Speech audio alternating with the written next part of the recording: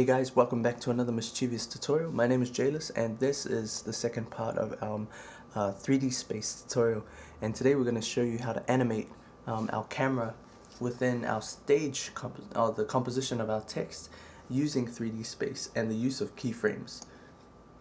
Now basically, keyframe is a point in time within our timeline that we make a change to our composition.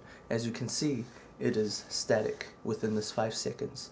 But what we want to do is we want to animate this camera so that it moves, and whatever changes that we make, we insert a keyframe, and that keyframe will apply the change to our composition. So the first thing we want to do is on our camera, if you hit P on the keyboard, it brings up the position. Now that means the position at which the camera is on at this point in time.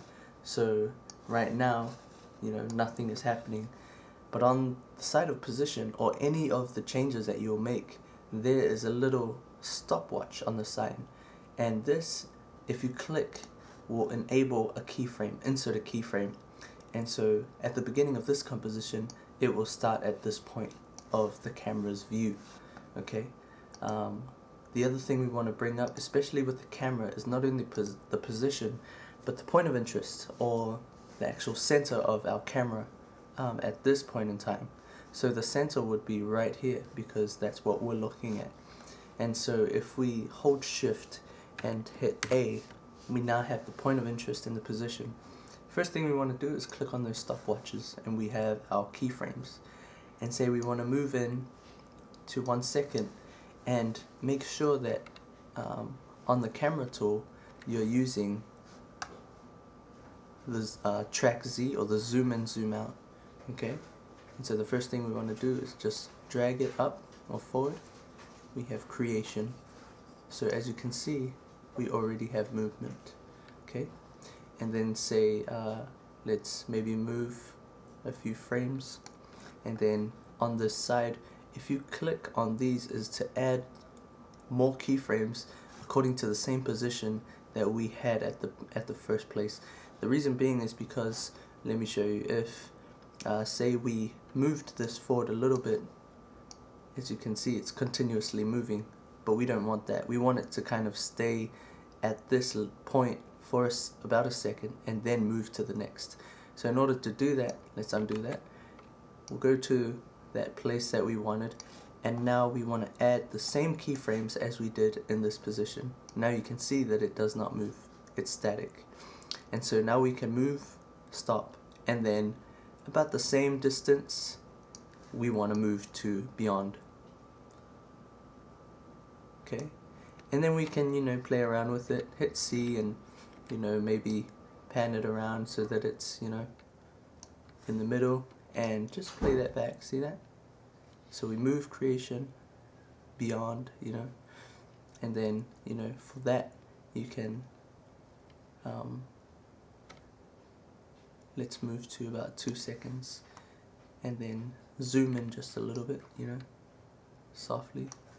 Alright, so we got creation, beyond, and then move a few frames, add more keyframes to make sure that it stays in the position, and then add another, move it a little bit more, and then zoom in to control.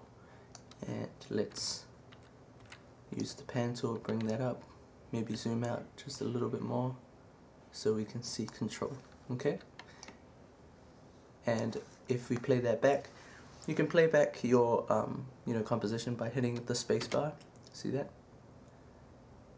And already we have a basic animation with 3D space, and you can always play around with it. Maybe if you want it to jump not straight back, but kind of like on an angle, you can go into that, and while it's moving you can maybe get use another camera tool and just orbit around, pan that around, and let's see what that looks like. See how it, as you can already see, it's like it's already got its own effects. So as you can see, with these keyframes you're able to make changes on your composition, and as you play it through on your timeline, that will allow you to view what you are creating within your videos. But that's basically the gist of how to use keyframes, especially with the camera, and how to move in and out of 3D space, you know, to be able to pinpoint and find out where your images and, you know, text are, so that you can, you know, apply them to your videos. Thank you for watching, and I hope you enjoyed this tutorial. Leave us any comments, you know, send me a message if you have any questions and how I can better make my tutorials. But you know, we'll see you in the next tutorial. Oh, before that, I should let you know, just before I made this tutorial, a ninja actually came and broke into my house.